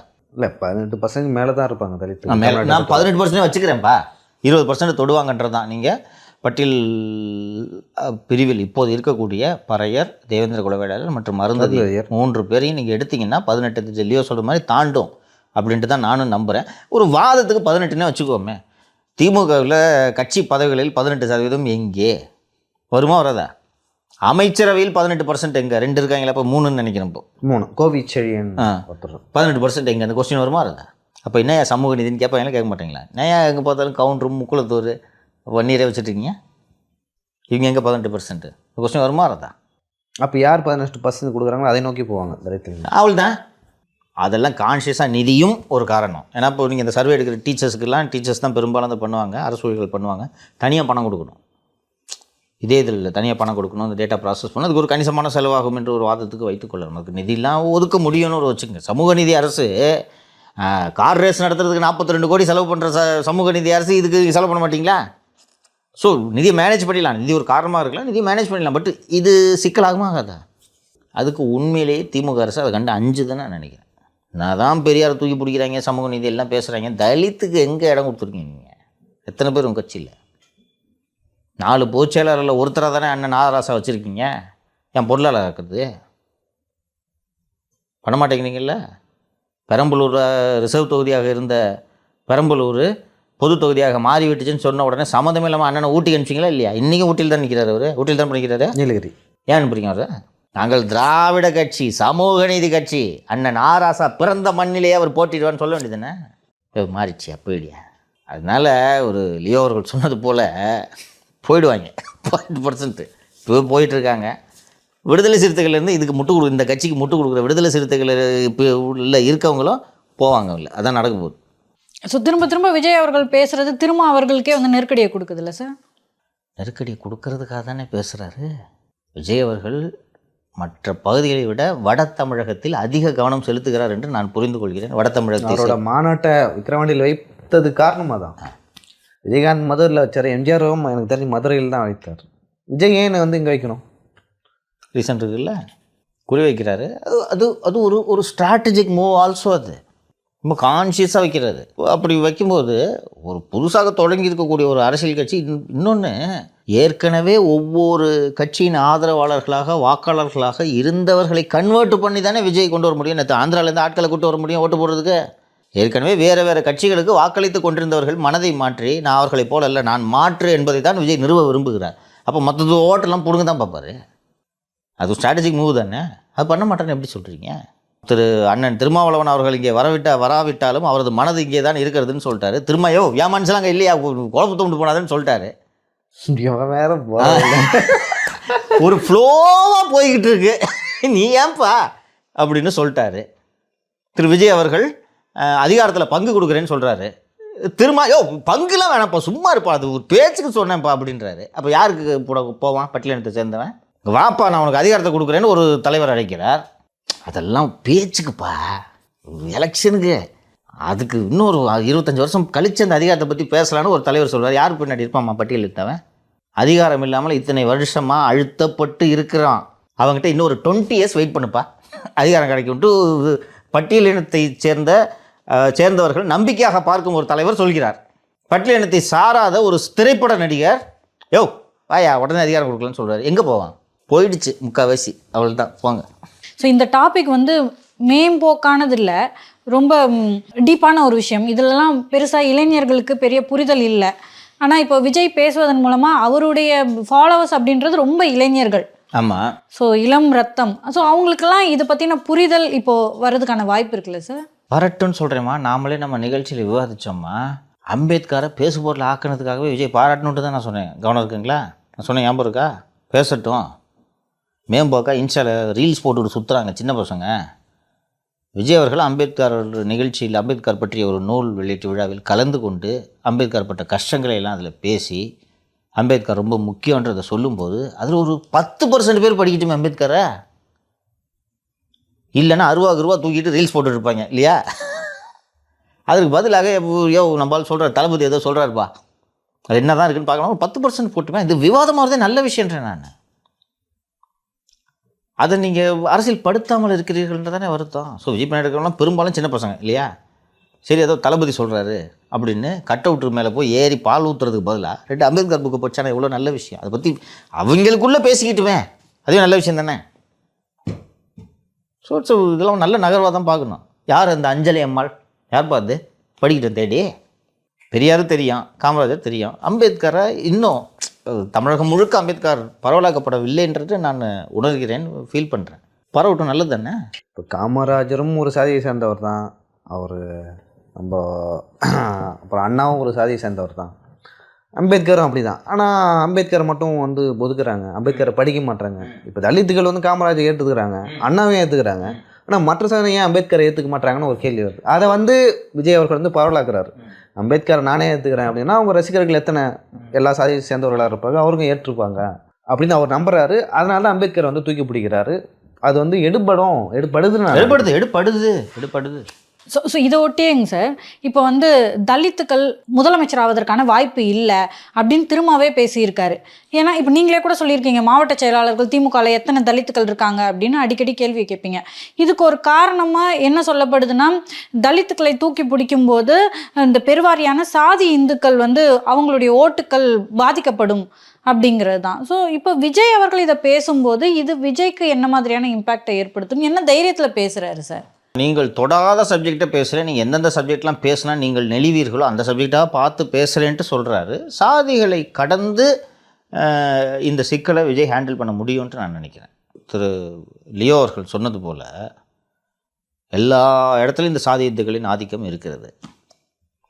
இருப்பதிலேயே ஒடுக்கப்பட்ட சமூகமான ஒரு அருந்திய சமூகத்தை சேர்ந்தவரை நான் உன் வீட்டு ஃபங்க்ஷனுக்கு வந்து சாப்பிடாம தானே போனாங்க, இரு அப்படின்னு கூப்பிட்டு போய் அங்கே உட்காருன்னு சொன்ன உடனே அத்தனை சமூகத்தினரும் சேர்ந்து மாண்புமிகு பேரவைத் தலைவர் அவர்களேன்னு மீண்டும் மீண்டும் சொல்ல வைத்தாரா?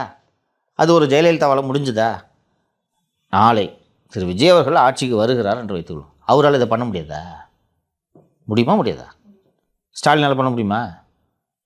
அவர் நினச்சா முடியும்ல சார்? வாய்ப்பில்லை, வாய்ப்பில்லை. அதனால தானே அமைதியாக இருக்காரு. முடியுதோ இல்லையோ முடியும்ன்ட்டு விஜய் நம்ப வைக்கிறார்.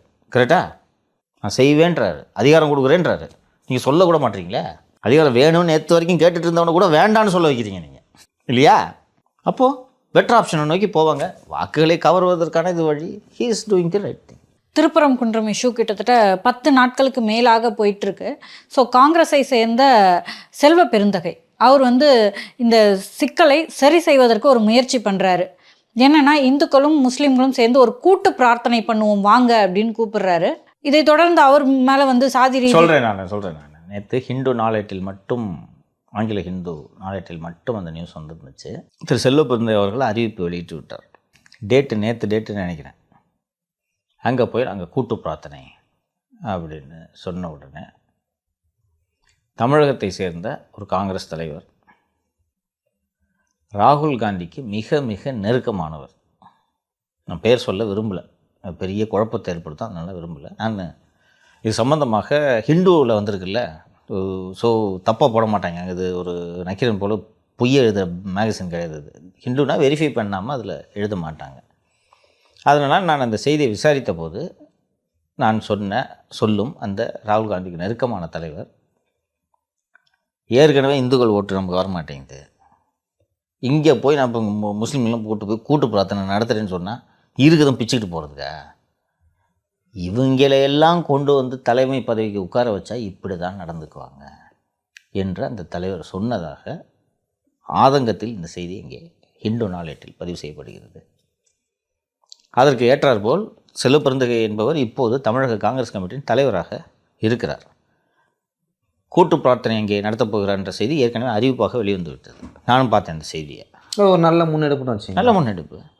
இன்றைக்கி பேப்பரில் வந்திருக்கு, செல்வ பெருந்தகை இந்த மாதிரி அனௌன்ஸ் பண்ணிட்டாரு அப்படின்னு மதுரையில் காவல்துறையினரெல்லாம் காத்து கூட்டு இருந்திருக்கின்றனர். டிக்கெட்டு கூட புக் பண்ணலையாம் மதுரைக்கு போகிறதுக்கு. ஸோ அந்த செல்வ பெருந்தகை முன்னெடுத்த அந்த நிகழ்ச்சி ரத்து என்று நாம் புரிந்து கொள்ளலாம். அப்போது அந்த ராகுலுக்கு நெருக்கமான தலைவர் அந்த உங்களெல்லாம் இதுக்கு கொண்டு வந்தான்னா இப்படி தான் நீங்கள் பண்ணுவீங்க, ஏற்கனவே இந்த ஓட்டு வரல என்று அந்த செய்தி சொன்ன செய்தியும் உண்மை இல்லை. இப்போ நான் ராகுலுக்கு நெருக்கமான தலைவராக போட்டால் இந்துக்களோட வாங்கி கொடுத்துருவாரா? அப்படி அவர் நம்புகிறார். அப்படின்னா தமிழ்நாட்டில் வந்து காங்கிரஸ் தனித்தே இயங்குமா? தனித்து இயங்க வேண்டும். பட்டு இது எப்படி காஸ்டிஸ்ட்டு, நீங்கள் அதுக்கு செல்ல பிறந்தகே இந்த பாருங்க, தனிப்பட்ட ரூமில் ஒரு அறைக்குள்ளே உடியா பிஜேபி இதே சொல்லி தானே பண்ணிகிட்டு இருக்கு, நீ போய் இப்போ அது உள்ளே தலையிடாதையா அப்படின்னு சொல்லலாம். நான் அதை தவறு சொல்ல. ஓகேவா? நீங்கள் சொல்கிற தலைவர்கள்லாம் நான் புரிஞ்சுக்கிறேன் அவர் தான் அப்படின்னு சொல்லிட்டு அவங்களாம் எலெக்ஷன் டைமில் தான் வெளில வருவாங்க. கரெக்ட். அவங்களாம் எலெக்ஷன் தெரியாது, ஊகிக்க முடியல. இல்லை, ஃபஸ்ட்டு காங்கிரஸில் எந்த செல்வ பிறந்ததை தவிர வேறு தலைவர்களே தெரியாது. கரெக்டாக? அந்த நீங்கள் சொல்கிற தலைவர்லாம் எலெக்ஷன் டைமில் மட்டும்தான் வருவாங்க, சீட்டு வாங்குறதுக்கு வருவாங்க, இதுக்கு மட்டும்தான் வருவாங்க. செல்வ பெருந்தகை தலைவராக பிறகு அவர் வந்து திமுக ஹிந்து ரிப்போர்ட்லேயே இல்லையோ, மல்லிகார்ஜுன கார்கே அகில இந்திய காங்கிரஸ் தலைவராக இருக்கக்கூடிய ஒரு நேரத்தில் இது நடக்கிறதுன்றது தான் அந்த செய்தி ஆதங்கத்தோடு பதிவு செய்யும். இப்போ மல்லிகார்ஜுன கார்கேவே அந்த தலைவர் அப்படி தான் நினச்சிருப்பார். ஆமாம், வேறு எப்படி இந்த வார்த்தை ஏன் வருது? உங்களெல்லாம் இந்த போஸ்ட்டுக்கு கொண்டு வந்தான்னு ஏன் வருது? 1000 இது திட்டு, நான் ஏன் அப்படி பண்ணுற, கம்முனுறேன் அப்படின்னு இது வேணாலும் சொல்லலாம். உங்களெல்லாம் இந்த பதவிக்கு கொண்டு வந்தா இதான் நிலைமை எல்லா இடத்துலையும். இந்த நேரத்தில் தான் நீங்கள் இந்த ஏற்கனவே விஜய் வெளியிட்ட அறிக்கை, சாதிவாரி கணக்கெடுப்பு, தலித்துகளுக்கு அதிகாரன்றதெல்லாம் சேர்த்து பார்க்கணும். புரியுதுங்களா? அப்போ தலித்துகளுக்கு அதிகாரன்றது எவ்வளோ முக்கியம். அதிகாரம் கிடைச்சும் அவர்கள் எப்படி நடத்தப்படுகிறார்கள், காங்கிரஸ் கமிட்டி பிரசிடென்ட் அவர் எப்படி நடத்தப்படுகிறார்கள்? அதிகாரம் கிடைச்சி இப்படி பண்ணுறீங்கன்னா, அதிகாரமே கிடைக்கலன்னா எப்படி நடத்துவீங்க? சரிங்க சார், இந்த அரசியல் அரட்டையில் நிறைய விஷயங்களை பற்றி பேசணும். மீண்டும் வந்து தொடர்ந்து அரசியல் அரட்டையில் பேசலாம். கண்டிப்பாக. ரொம்ப நன்றி உங்கள் கருத்துக்கு. திருப்பி லீவ் போடியாப்பா? நான் போட மாட்டேன். நன்றி நன்றி நன்றி நன்றி.